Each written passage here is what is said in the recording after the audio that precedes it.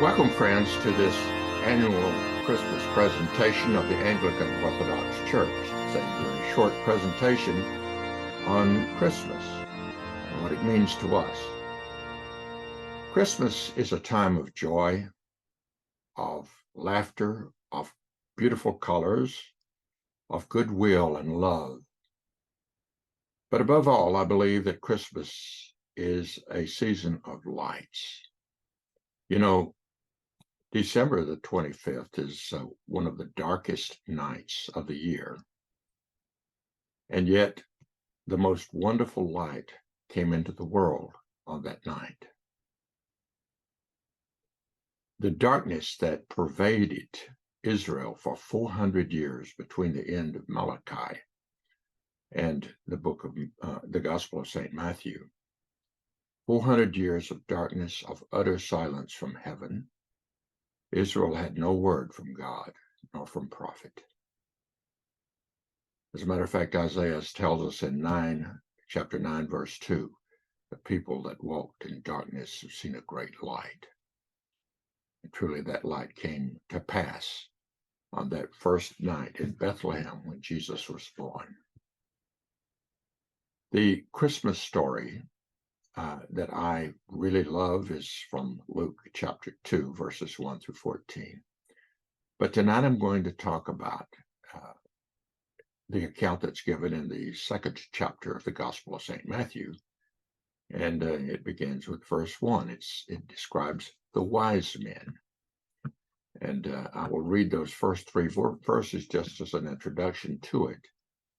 Now, when Jesus was born in Bethlehem of Judea, in the days of Herod the king, behold, there came wise men from the east to Jerusalem, saying, Where is he that is born King of the Jews? For we have seen his star in the east, and are come to worship him. My wife and I lived in Iran, the high deserts of Iran, for more than 5 years. We lived in a place called Isfahan, which was the central city in the highlands of the high desert. It was also the center for the Zoroastrian religion at the time of Cyrus the Great, and Darius and Xerxes and Artaxerxes, who are all buried in Iran or Old Persia. As a matter of fact, Mordecai and Esther and Daniel are all buried in ancient Persia or Iran. But when I would go out at night and look at the sky, it was more than 5,000 foot elevation where we lived. The sky was pristine. The stars were bright, so bright that you felt like you could reach up and touch them. And that is a perfect climate for the Zoroastrian Magi. Their priests were called Magi. They were very scholarly people. They studied the movement of heavenly bodies constantly. They also studied all the written literature that came into their hands. And of course, one part of that literature was from the Hebrew writings of Israel. And they had read that a king would be born, a king of Israel would be born, and that the herald of his coming would be a star. So they searched the heavens diligently. And one night, they saw a beautiful star arise in the east, traveling to the west. And they tracked that star, its direction.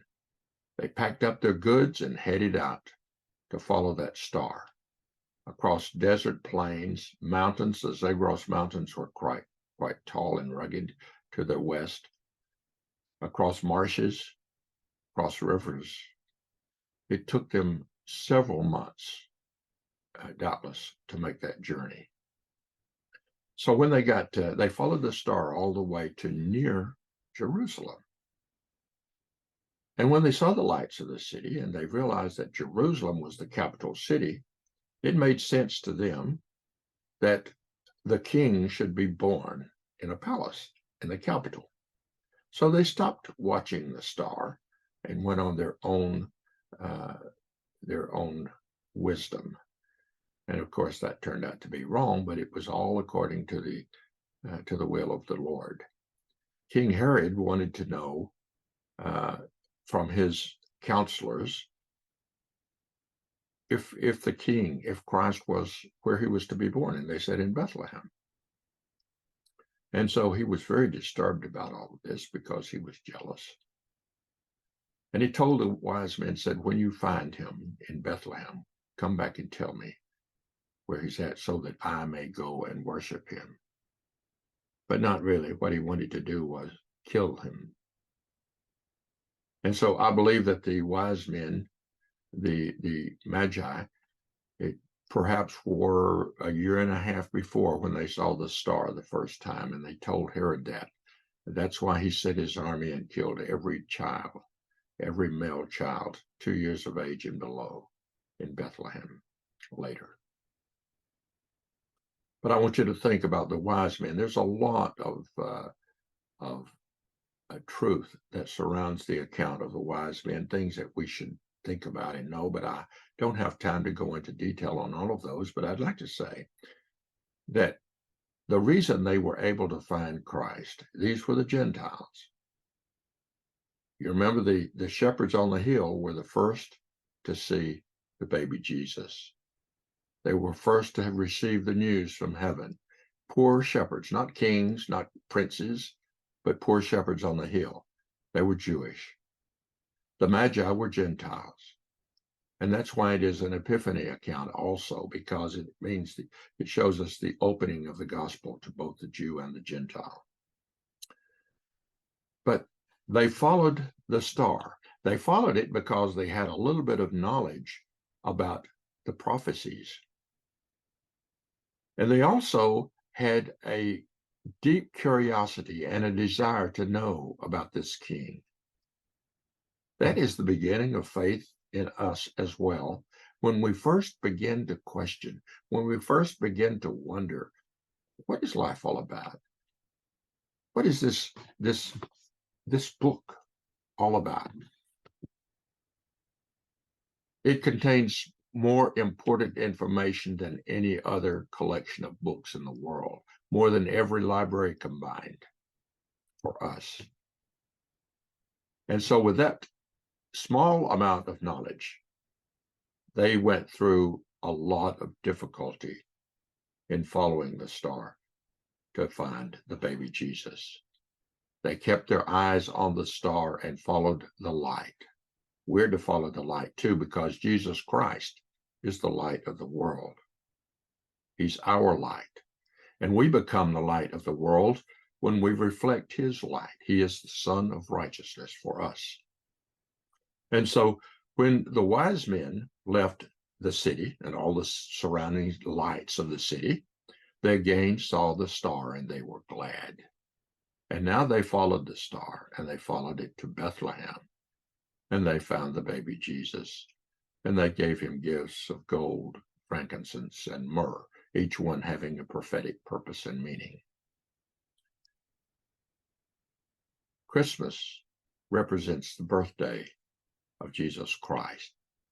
It represents the first Christmas gift, which was given by God the Father to us, of his own Son, his only begotten Son. And we're supposed to love one another, because if we say that we love God and we do not love our neighbor, then we are liars. We give gifts to each other. We give greetings in the marketplace to each other in a different way, in a different spirit, with smiles on our face and love in our hearts. But what do we give Jesus? It's his birthday. What do we give God, who gave us this wonderful gift of salvation through Christ? Think on those things. The Magi looked up and followed the light.